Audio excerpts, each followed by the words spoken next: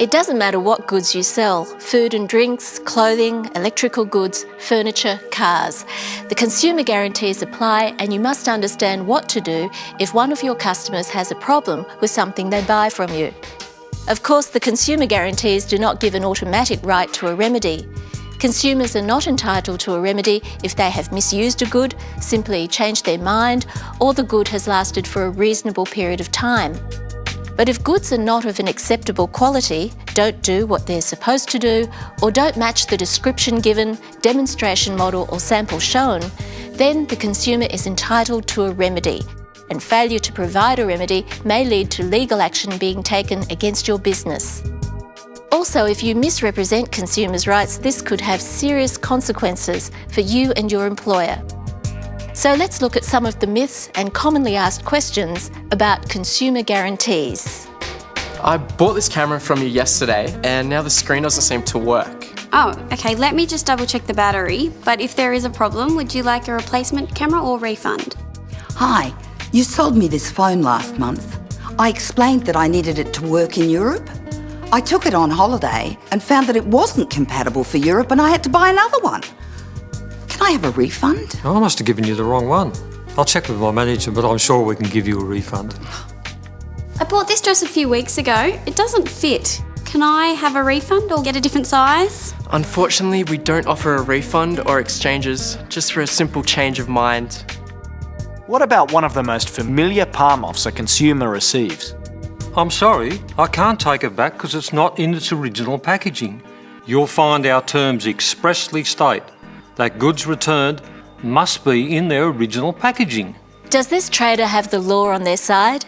Can you refuse to honour a guarantee if goods are not returned in their original packaging? Well, it doesn't matter what the seller's terms say. The consumer's course of action is unaffected by whether the packaging exists or has been completely destroyed. What about? Sorry, no exchange without a receipt. Can you refuse a claim if there is no receipt? Well, you can if the consumer cannot prove that they purchased the good from you, but you must honour valid alternative proofs. For example, the receipt may be unavailable, but a credit card statement or lay-by agreement may be accepted in lieu of a receipt. Well, I've actually got this warranty card stamped by your store. It shows the date I bought it from you. Right, fair enough. And have you ever heard or said, No, sorry, you're going to have to send that back to the manufacturer. true? Well, of course it's true that goods can be returned to the manufacturer, and in fact, the manufacturer often fixes the goods for the consumer.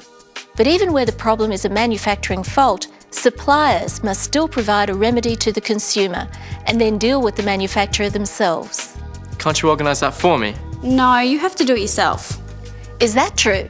Actually, it's not. If your customer wants you to organise the remedy, then you have to do it. Frequently, failure to provide a satisfactory remedy arises because of ignorance or misunderstanding about the law. If you're not sure, ask. Ask your manager or supervisor, or get the information from the contacts given at the end of this program. Oh, sorry. The sign says no refunds or exchanges after 14 days. Can businesses rely on signs like this? No.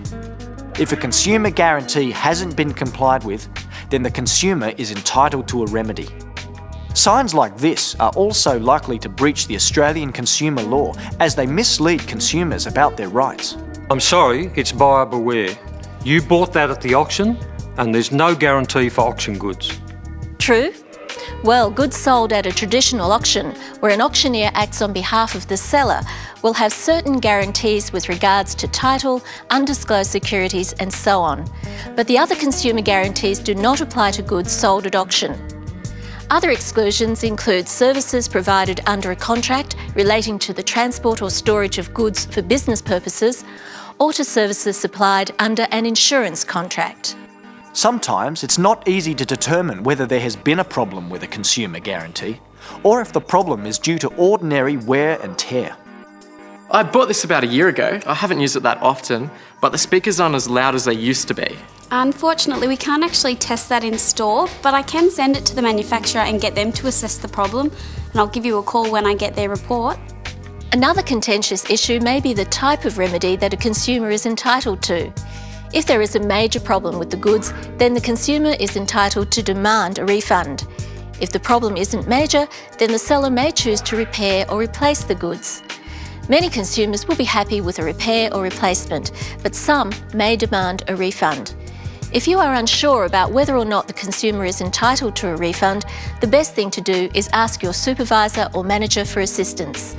This is not only good customer service, but will help to ensure that the consumer's rights are upheld.